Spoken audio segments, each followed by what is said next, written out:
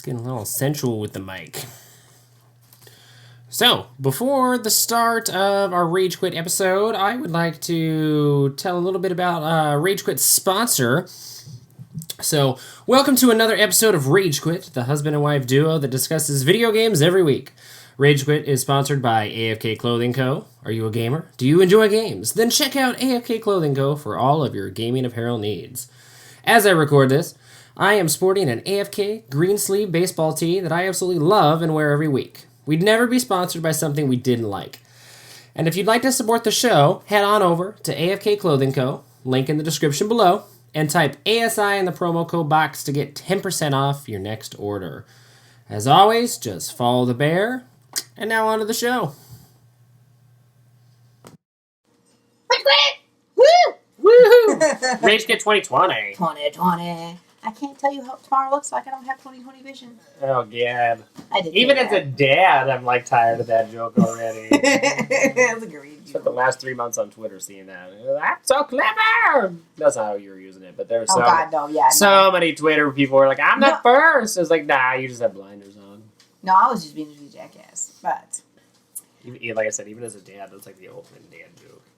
Although the best one I heard, the best like iteration, I don't know if it was true or they just provided like fictional context, but regardless, it's like content, additional content. It is additional content, really.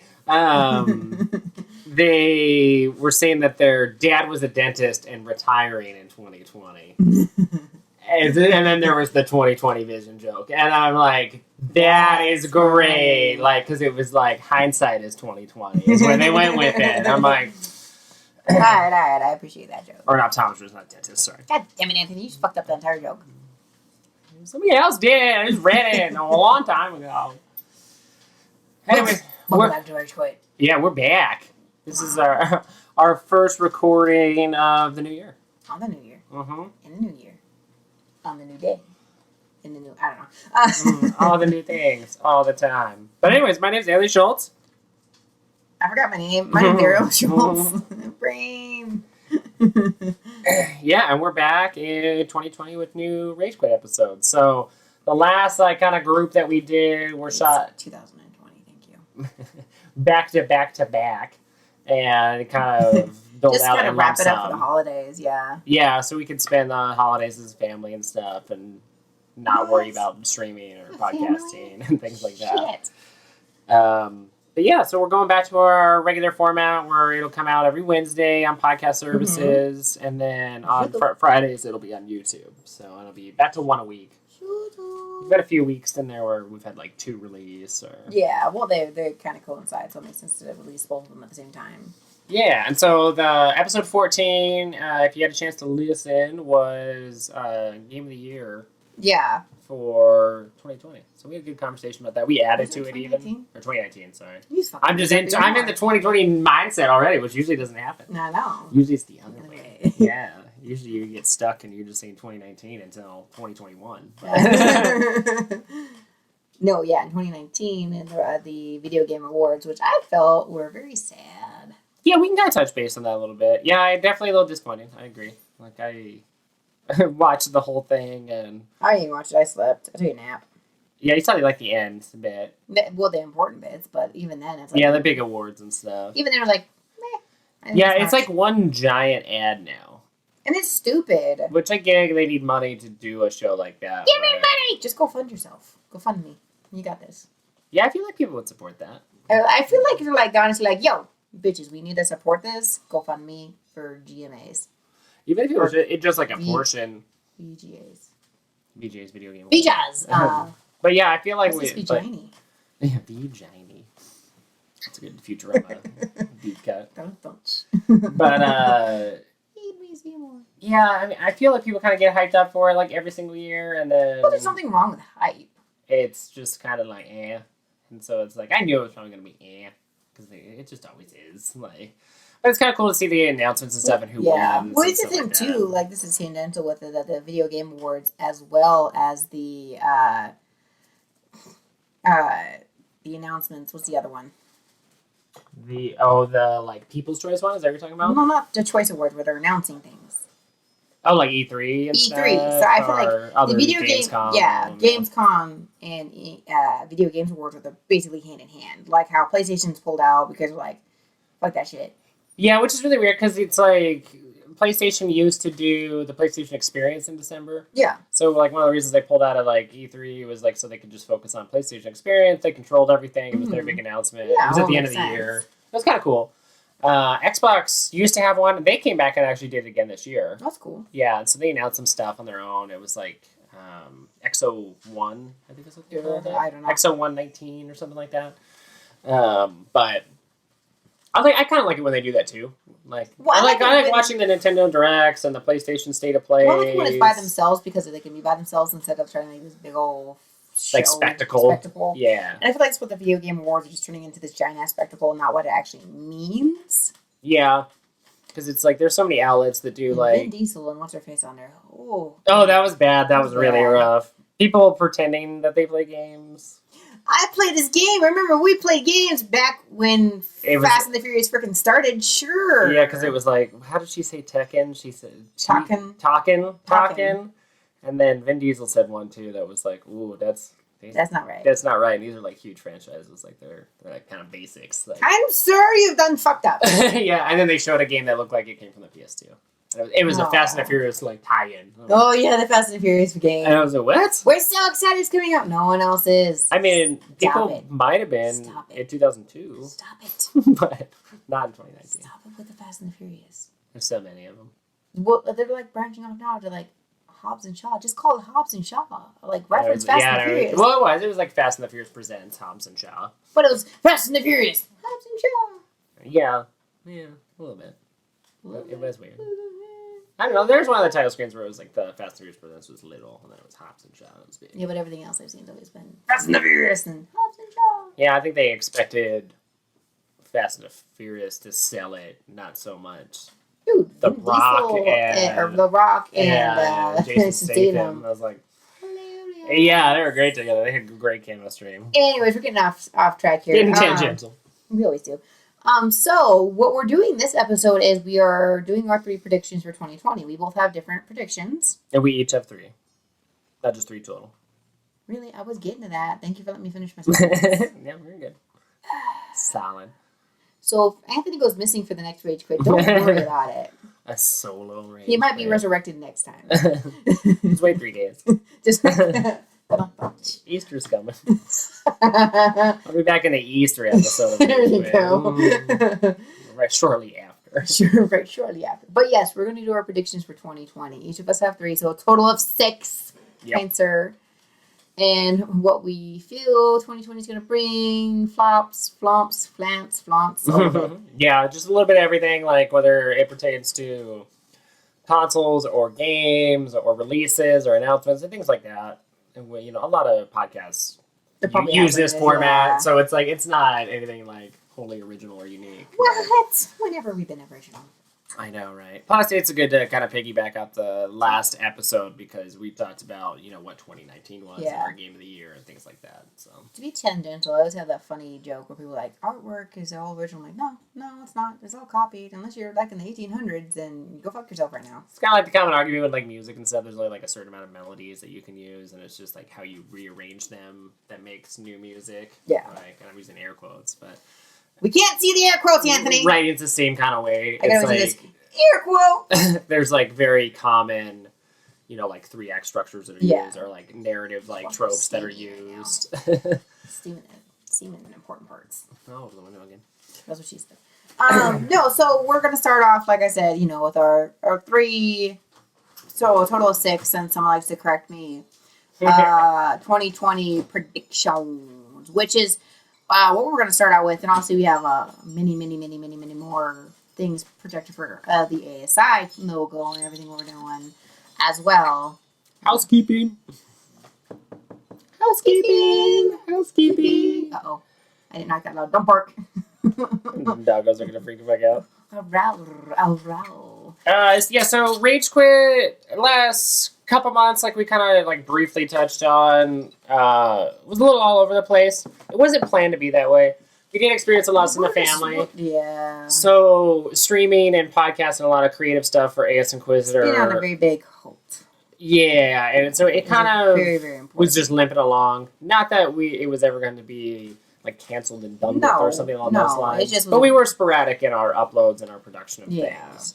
And we do apologize to that, but it was just something we were dealing with as a family, and it was more important to focus on that and grief and grieve properly than sit down and do a podcast. Especially since I think our like enthusiasm or like happiness or even like our repertoire with one another, it didn't exist, and so it wasn't going to carry through to a podcast if it was faked. Or and stream or anything we like just that. didn't do it. We didn't stream, and we took a hiatus. Hard when I'm having that little thing trying to jump in my lap, or it's been rough. Exactly. Because we've done, this is tangential as well, done a lot of stuff together the entirety as a family, critters and all.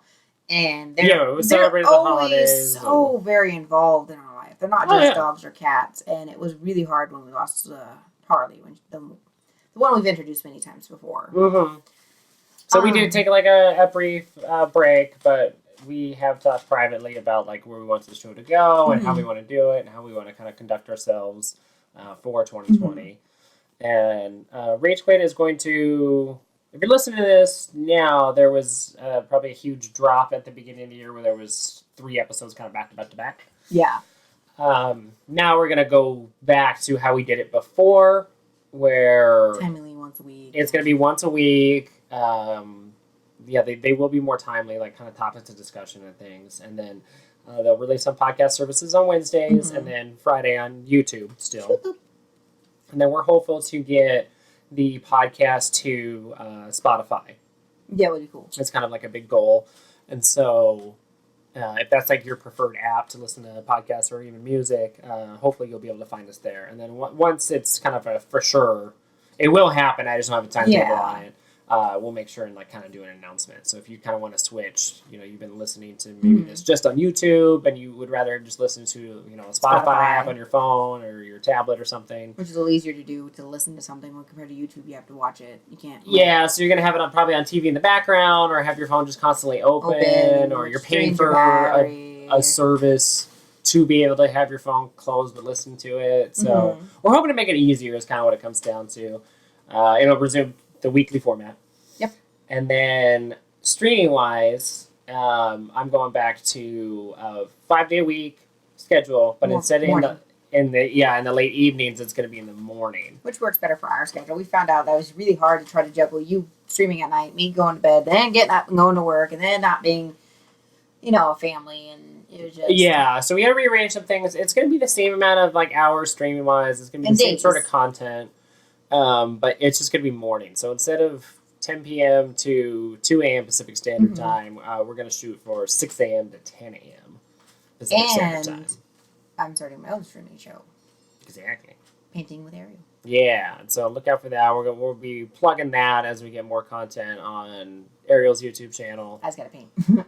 Yeah, we have some videos that are kind of like the pilot episodes. We do, That are kind of just saved. The audio's a little wonky and stuff, but we're going to get that corrected. We're finessing this. Yeah. And then there'll be weekly uploads there as well. And I think that's about it. We're kind of pitching some ideas that we don't want to talk about right now. No. As far as we're not touching on certain topics. Yeah, like podcasting and even streaming and separate little babies. There'll be surprises. Yeah, we'll announce those during the year as they become more, fruitful and more realized. Yep. All right, well, let's start with our predictions. Cancer? Such a pretentious way to put that. More fruitful and realized. You're an asshole. Who the fuck says that? To the assholeness. Yeah, like, Sin Anthony. I meant, so what we're going to do is Anthony's going to start with his 3, then I'll go with my 3, and then... I think we'll go back and forth. I'll start. I can do that. Oh, fuck off. Fine, we're on my flow things. Whatever, we'll go back and forth. Go, Anthony. Go ahead and start. Whatever, you're cool. I think we'll start with consoles in particular. So that's the big thing for 2020 is the PS4 or Sony. I should just say Sony and Microsoft are releasing their new flagship consoles this year at some point. So we're gonna get the PS5 and the was it Xbox One Series X? Or Xbox Series X or something like that. Xbox on stupid decks. I think that Sony is going to release the PlayStation 5 in like the second week of November. Mm-hmm. I think they're going to hit like a week or two before Black Friday. Yeah. I don't think we're going to really see any like discounts and stuff for Black Friday. That makes sense. Just because notoriously companies take a hit when that console comes out. PS4 is not going to be a discount. They might. That's going to be tricksy because like PS5 is supposedly backwards compatible. So why would you want to sell more PS4s when you can sell PS5s? I don't know. Kind of a thing. I don't know. That's going to be a tricky kind of marketing thing. That's probably like a topic of discussion once we get closer to it. I think one of the reasons they're going to do it, though, is they probably have some kind of like bundles and stuff for Black Friday, but I think they want to be on the mind for like Christmas shoppers at the end of this year, and that'll be like the sweet primetime spot. And that's what happened when the Xbox One and the PS4 launched. It was like mid-November. So I think they're just going to follow suit, do the same thing. I think they'll be probably the same day or like a week apart like they were last time. That's when it's going to come out. I'm going to peg it. I'm not saying you're not wrong, but you're wrong. No, my prediction is after Thanksgiving in December, actually, due to the fact, again, holiday seasoning and whatnot. You're right, they're not going to do anything Black Friday, so I feel like it's going to be a big confusion. And people nowadays especially shop until Christmas Day. It's true, yeah. We're very like consumerist country, so it's like and it's not like even if you're done, you actually do some shopping. We always last minute shop. People are always last minute shopping, and I feel like the beginning of December, ooh, PS5. Okay, I got a couple paychecks. Let's get these presents knocked out, and I can get that for little Timmy wanted this or whatever. And I feel like that's when they're releasing the beginning of December. Yeah, I can definitely picture it. I think that they'll do. And since they're not pricing it either for Black Friday, which people get pissed about. I think the long shot, which wasn't my prediction, is that Sony and maybe even Microsoft will do something crazy and like release in like September or October. Cool. Like something just crazy, like way ahead of the holiday rush, and then maybe even give themselves some breathing room to figure out like the marketing for Black Friday, PS4, PlayStation VR, and PS5, and like how that all works and what the focus should be, and what the message to the consumer can be. So that by the time Christmas rolls around, it's like, this is what we want you to focus on. This is the thing that people are already kind of latching onto because it's been out a few months.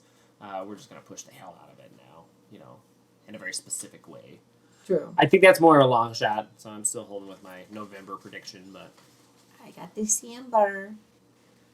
Alright, so I think I want to go with mine. I feel like my big flop... Just skip my turn, that's cool. You just win. Oh, no, it's your turn. Shit. What's what I mean? Go! I think Ghost of Tsushima, which is a Sucker Punch first-party Sony game coming out, I think they said summer. Yeah. I don't think there's a hard release date yet. I think it will hit summer, like June, July, August. I think it'll be in there. I don't think it'll stray into September. Hot. Yeah. And people are wanting to stay inside. Play my game. I think... I'm thinking June. Okay. But that's not really my hard prediction. I think it's going to be... I think people are really trepid about it and kind of sleeping on it. Go sleepy. And, I mean, I agree the marketing has been a little bit, muddled. They haven't shown a ton. And I think The Last of Us Part 2 has affected, the marketing for that game. And it's obviously affected the release date of Ghost of Tsushima. Because Last of Us 2 got pushed back. Yeah. For its own release date, and I think correspondingly Ghost of Tsushima got pushed back. However, I think it's going to be, review-wise, between 9s and 10s for most major outlets, and I think it's going to be the swan song of the PS4 generation. Which is, Sony fans know there's usually a distinct game that is the last salvo, to... a generation, the greatest game on that platform that utilizes the most amount of hardware and processing power that machine has because they've learned throughout the generation. I think that's going to be Ghost of Tsushima. I think it's going to do really well critically. I think it's going to be the it game that people are going to remember as the end of the PS4. Just in the same way that The Last of Us was for the PS3, and then even further back, God of War 2 for the PlayStation 2. True, bear with me, folks. I think... Not a sponsor. Hey, I didn't say what it was. I know. the hamster fell off the wheel. Bear finish second here. My think piece. My thinks piece is spin it into pretension. Shut up for a Rolodex you. My thinks is the biggest flop is actually going to be Last of Us Part 2. Because the fact people are like putting on this fucking pedestal. Like, oh my god, it's going to be so fucking fantastic. It's going to be so good. Oh god, blah, blah, blah. And then they're like, it's not going to meet their highest expectations. Something's going to happen. It's going to glitch something. And people are like, fuck this game. It's going to be an Outer Worlds again. Yeah, and I kind of have... Well, the Outer Worlds, I'm in the minority there for that. Or we are. For our opinions about that. Fuck that. But regardless, I think that... Who climbs up a ladder continuously and then drops and dies and then there goes that fucking thing right there? Well, bugs and glitches happen. And, like, that's unforeseen. I don't blame him for that. Guess what? I'm climbing a ladder all the way into space. Oh! All your side quests are done. I died. I agree, though. I think that the hype for The Last of Us Part 2 is, like, just, like, almost it's unrivaled. It's so like, it can't meet it now. I'm not saying the only thing. I'm not saying the game isn't going to be gorgeous or fun to play or good. But I think as a Last of Us fan, like, if you are really, like, this is one of my favorite games of all time. I feel like the last of Us is done. Not just a good game that you, like or respect even if you didn't play it. It should have stopped at the DLC. Yeah, I think it's one of those things where it's like, I don't think it was ever planned to have a sequel. I think it can have a sequel, which obviously they're doing. Yeah. But I don't think it was initially planned that way. And then also The Last of Us kind of took everybody by surprise. It was like a June release date. It was right before the PS4 came out. Mm-hmm. And it stood out. I mean, everything we had from Naughty Dog up till then was Uncharted. Yep. And it was just kind of like refreshing. It was new. It was different. It was a gorgeous game. It had a very emotional story. It was very realistic, even considering the kind of zombie context of the game. Yeah. And I think because of that, though, it's kind of like the sophomoric effect that you would have in like film, where it's like the sequel just can't meet it. You know, you get the rare ones like Empire Strikes Back and stuff. But what movie did we say that absolutely did not need a sequel? That was fucking amazing. Something like that. I don't remember exactly. It was a movie. I know sometimes it happens where it's like the sequel is like just fantastic, but it is I'm just saying rare. like the main movie was fantastic and the sequel was like, what the fuck is this shit? Oh, I see. Which is often like that happens more. I think where the first one is really good and the second one's and then the third one really comes close to the first one, but not ever the first one. We'll die-hard it. A little bit, yeah. That's what we're thinking. And so that's my opinion. You know, I feel like it's gonna turn into a flop. Not critically acclaimed, not like sales-wise or whatever. People are gonna buy it and I think it'll have this Zelda and Mario effect where because it's Last of Us, it'll receive well. It's gonna be a fucking shitty game. And I think it'll sell well too. But I think users and players and people on like social media, just kind of your average gamer, or maybe even like streamer or like podcaster like us, will be like, it's not that good because of this, this, and this. Like, you can hate me if I say this, like that kind of stupid cancel culture shit that's on social media nowadays. It'll be that. They're like, that's not realistic, or that was dumb, and they'll just try to nitpick the shit out of it. Cancer. The cancer culture or cancel culture. So, with that being said, then, I know that's my cancellation, how I feel. You know, you can bash and hate me all you want, because guess what? I don't fucking play games. What is your next opinion about the 2020s? So my flop, which I don't want to be, but I think it will be, and again, it'll be, I think, the same kind of thing. I think this might spill over in reviews, but I think Doom Eternal is going to suffer from the same thing. How so? Well, I say that because Doom, again, the first one in, obviously not the entire series, but the first one in a new series, kind of like Last of Us. Like, no one expected Doom 2016, to come out and be as great as it was. Yeah. Everyone's like, it's going to be a new Doom. It's going to be like Doom 3. It's going to be like, it's going to be old. It's going to be outdated. They're not going to do it right. And then it blew everyone's minds and expectations. It was like modern, but it was still old. And it actually had a great story, which people didn't really expect. Go figure. And it was slick looking. You know, it looked great. Like the graphical fidelity was awesome. But I think a lot of people nowadays are, especially this past year in 2019, we didn't discuss it much on the podcast, but a lot of hate for Bethesda in particular. Especially 76. Yeah, and Doom is a Bethesda published property. It is. And so... And it just sucks that they're canceling out, they're doing the cancel... Culture. Thank you, culture. And just making it into something horrendous. Yeah, they're not really focusing on like a specific studio or even a specific game per se. It's just like Fallout 76 sucks. Mm-hmm. Therefore, anything that Bethesda does sucks. And I'm already starting to see it like kind of talked about on, you know, with general audiences and kind of in the mass that, oh, now that I think about it, like Wolfenstein 2 wasn't that good. Wolfenstein Youngblood sucked. Well, and this other thing that Bethesda published, that kind of sucked too. Like, they really haven't been good at all, you know.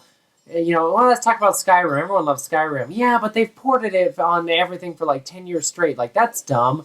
Like, I think it's just like kind of perpetuating this hatred of Bethesda, and then that feeling is going to suffer from a little bit of the kind of the Last of Us effect. Yeah.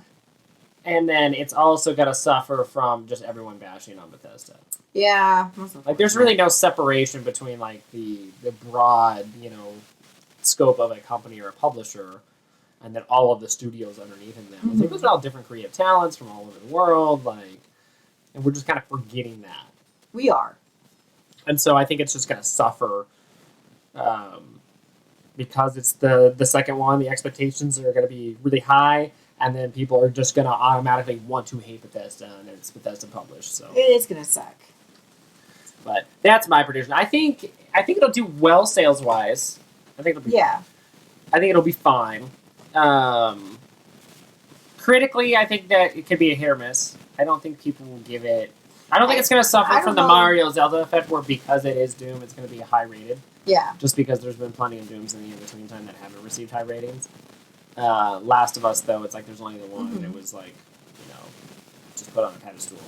I don't think it'll suffer from that. So I think critical reception might be mixed. I think it'll do well sales-wise, because I think people just buy it because of the first one. Doom. But I think it is gonna kind of suffer because of the Last of Us, that kind of same like thought process, as well as Bethesda. That's my final prediction. That's opinion. All right, my final prediction. My final prediction, you triggered is crap. My brain stopped working. Sorry, it happens a lot, especially after I've gone to work. So you talked about Secretus. Oh, but Bioshock. Well, obviously, you know, and Anthony and I are huge Bioshock fans, and they did. Yeah, we did a whole episode based off of Bioshock, Irrational Games, and Kindle's Age. And I just did. And so, what my theory is, yes, they announced it. Yes, it's sneaky. But my theory is they're going to release it when the PS5 comes out. It's going to be a launch title, which is way earlier than most people think. But I feel like Bioshock has become more known for a PlayStation. So you think it's that kind of killer app that it's going to sell systems? Oh, I think it's going to. Yeah. I'm not saying they're not going to release it on all the platforms, but I feel like what it... Yeah, what they're not Xbox, Sony owned or anything. No, but I feel like what the Xbox is... The Xbox is going to release... open release exclusive for their console or something else. Yeah, and they had they even had like a teaser for a PS5 game that was like their exclusive. Yeah, and I feel like PlayStation fucking hedged their bet and put Bioshock, because how big it was and how big the... So either they don't have anything first party wise and then turn to a third party and are hoping that Bioshock is going to be... I can picture that. I think so. That's just my opinion, obviously, it's my guess. He's like, oh, we got a Bioshock game in the mix. Even if they like finagle the deal where like what Final Fantasy was on a year, free year remake was doing, where it's like a timed exclusive. What was a timed exclusive? And it was for the Xbox. The first one was. Words, Bioshock. Man. Words are just not coming to me today. But I could even say it today, all right. But yes, my opinion is that PlayStation 5 will release with an exclusive Bioshock for at least a year. The newest Bioshock. And that it's like further in development than people think. And it's like, yeah, there's something about shit. They are, yeah, and that's happened before. Like, that was big with, like, to go back to Bethesda, like, Fallout 4 was announced at E3 in the summer, and then released November. That's what I mean. Which is rare, like, that nobody knows what's kind of coming down the pipeline, and then it's like, oh, here's the announcement, and by the way, it releases in November. I could picture Sony trying to combat Microsoft with an announcement like that. I think so too, and especially not to be. It would be honestly a big fuck you. You had this release. Guess what we're doing now? Yeah, and they've done that before because like Destiny was kind of famous for that. It was like Halo. It's the same studio, Bungie, that did the original Halo. Yeah. And they do Destiny now, and they're independent. But yeah. Yeah, it was always like Microsoft always touted it. It was like, oh well, we have Bungie and they did Halo. Halo's our God of War. That's our franchise. Yeah. That's the system seller that everyone wants to play. But if you want to play it, like you have to have a Xbox. Yeah. You have to have a Microsoft console. And then when Bungie separated from Microsoft, they were still third party from Sony, but it was like, oh, you're going to get all these extra perks though because you're playing on PlayStation. Hey, we're gonna sweeten the deal. Whereas, like, and there was obviously like an enticement on Sony's end to do that. And yeah, I mean, I don't know if that necessarily worked out for Destiny and Bungie or not because they were with like Activision, but regardless, it's happened before where it's like there's been a studio or a game or a property where it's like a console's been like, I have this is mine kind of thing. Like you don't. And then the other one's like, look what I got. And then 10 years later, it's the situation's changed where it's like Bungie had a falling out with Microsoft, and it's like, you can get all this extra cool stuff on the PS4, but not for the Xbox, That's how I feel. It's like it's gonna be a big fuck you, because we're releasing it exclusively on PlayStation for the first year on our PS5, which does all this shit. Yours does not do. We're cool. Guess what? Yeah. Well, I think the other like argument that kind of lends to that is what first party studio does Sony have that's going to be ready to put out a game? None that I can think of. So we have Sucker Punch will have just released Ghost of Tsushima the summer before. And I don't think it's been long enough for a game. They do have like multiple teams though, and there's rumors that they're working on either another Killzone, which was a launch title for the PS4. And then Horizon, I just think it's been long enough production-wise to do the next one. I think we're looking like a year after the PS5 comes out, like 2021 sometime. Yeah, whatever. Sony Santa Monica, which does God of War, that same kind of thing. I don't think they're far enough in to a development cycle to do God of War 2 or whatever it will be. Yeah, the launch title.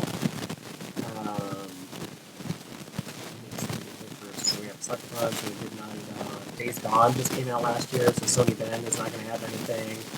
Yeah. I mean, it's kind of slim pickings, is what it comes down to. It's like the major first-party studios underneath Sony have done something put out games within the last, 2 years. So, if development cycles are, 4 years minimum, they're halfway through, that's not going to make it to launch. So I could picture that. I could picture them trying to poach a big third-party franchise, especially one that's as revered as BioShock, and trying to get a time exclusive or a focus, even if it's just marketing wise. You want to play this put all my on money the down on PS5. PS5 with the fucking BioShock. Oh yeah, I remember when I went and got the PS3. I bought it right as it came out, and I got it from GameStop. Actually, I was in college. That's what I wanted. I wanted BioShock, and I wanted PS3, and Assassin's Creed. And I didn't know that BioShock was on a timed exclusive with Microsoft. So I couldn't get BioShock. It came out next fall, which is almost a year later, for PS3. And I was like, oh shit. So I got my Assassin's Creed, and then I think I got... Elder Scrolls. Yeah, I got Oblivion. It's the first Elder Scrolls I could picture it. It makes sense. Just bolster your third-party support or your second-party support and get something. Also, the Xbox is hilarious. A little bit, yeah. I mean, especially this last generation, Microsoft is very much focused on what they had the generations before. They have been. I mean, it was more Halo. It was more Gears of War. It was more PC, crossover, which makes sense. I mean, they're a software company more than a hardware company. And then Sony really just kind of crushed it this year or these past years with PS4 with first-party exclusives up the wazoo. True, they did. I mean, you have Last of Us Remastered, the Uncharted Remastered trilogy. And we have 4, Lost Legacy, Days Gone, God of War, Horizon Zero Dawn. Let me roll. And then you're getting Last of Us Part 2, Ghost of Tsushima. Like, that's crazy. Alright, well, I can't think of much else to pronounce for. For Clay. It's claim for 2020. Kind sir, any thoughts and or last words, kind sir? Well, I think it's. That's pretty good. I think it's going to be a big year for all parties. I think the Switch is really going to continue strong. Oh yeah. They're like, mid console cycle. Yeah. And so, they're not going to have to worry about the launch of a new console. No, they're just down to fucking. They're just putting out games and ports, and they have the Switch Lite and stuff, so you can have a more handheld experience if that's what you use it for. Mm-hmm. It's cheap. I think we'll probably see an announcement with like a new Zelda game, maybe a new Mario game, just because those two were released particularly early. I think it's going to be exciting. New consoles for the other generations, the new games that are coming out. It's just a bunch of exciting fun this year compared to the last couple of years, where it's just been just games. Yeah, and in like 2019 in particular, we talked about it in one of our last podcasts, especially in our like Game of the Year picks for 2019. 2019 was just kind of like you could find it on it. Find it. It was a crap year for games as far as games are concerned. Like, it just was. Microsoft and Sony included. Yep. And this is predominantly a Sony podcast, but they didn't have huge heavy hitters. And there wasn't a lot of them. Death Stranding, which was very divisive. Days Gone, which was very divisive. You didn't have your God of War, your Horizon Zero Dawn, and then all these other things kind of stick around. And you kind of had to dig down to find a treasure for you, not a treasure for everyone. Exactly. And I think Microsoft was kind of experiencing the same thing. I think they kind of uplifted themselves with Game Pass and stuff like that. I think it's both back to back with both stuff. So I think we're just experiencing the yeah, and I think 2020 like the last little bit in the jar. It's super good.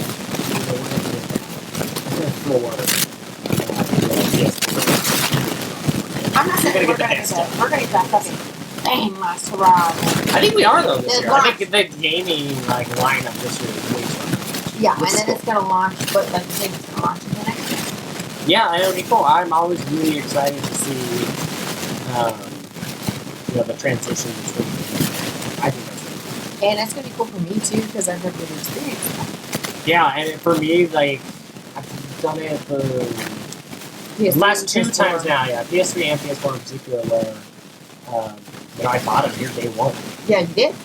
And it was cool to be able to play like every single game that had come out up to a certain point, and then see the announcements and the build up and where it is, at the end of the generation. I'm very hopeful for this next year. I'm excited.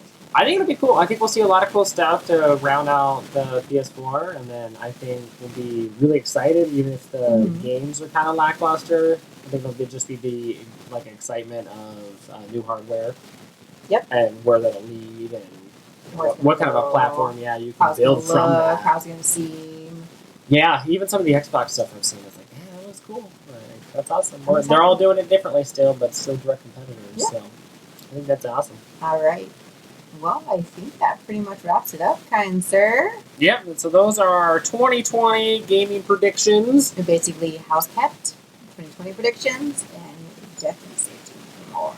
Yeah, and you can hopefully listen back to this by the end of the year and then call us out. I know, right? You were wildly wrong. You guys are awful. I'm waiting. I'm excited for that. Yeah, that'll be cool. And maybe we'll do if we remember, we'll do kind of a retrospective. Listen to this podcast again and then be like, oh yeah, we fucked up. We don't fucked up. Man, I called it to the day. Or whatever it is, True.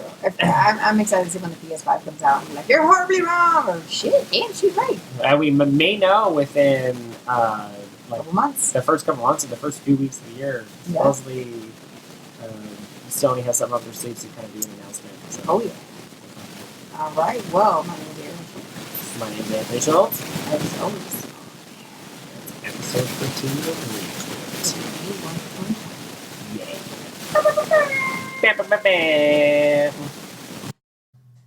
Hey there, guys. This is Anthony Schultz, one half of the duo for Rage Quit.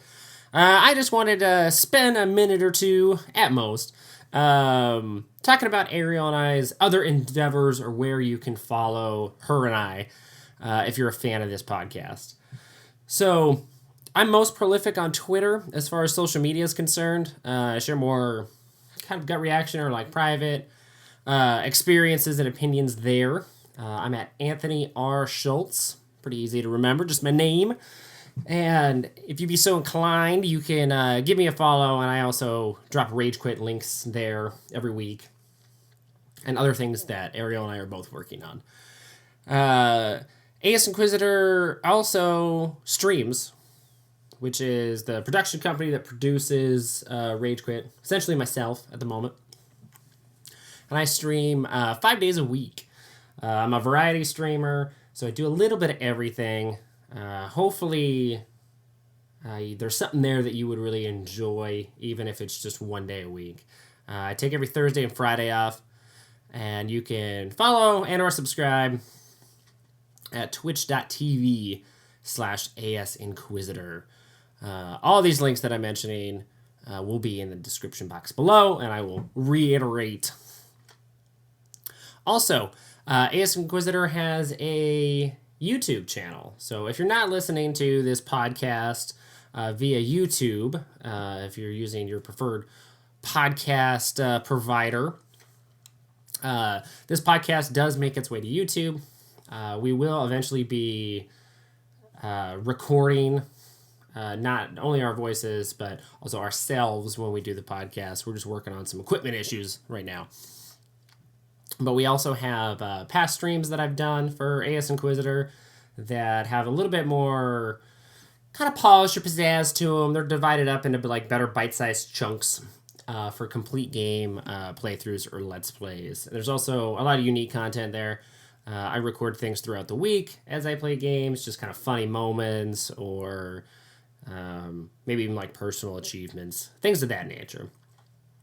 And so you can search for ASInquisitor on YouTube. And again, the link will be in the description below. But those are my three kind of primary platforms that you can find me on. So that's Twitter, YouTube, and Twitch.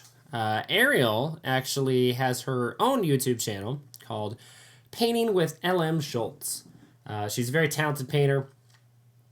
She has her fine arts degree and enjoys painting for cathartic reasons, as well as to improve on her like technical prowess. So she started her own YouTube channel to improve on her techniques, as well as show people kind of some basics or things that you can do painting wise. There's also some other kind of crafty do-it-yourself kind of ideas and videos on there as well that pertain a little bit more personally to her and I, because they usually involve our family. You know, it's a family project that she's working on.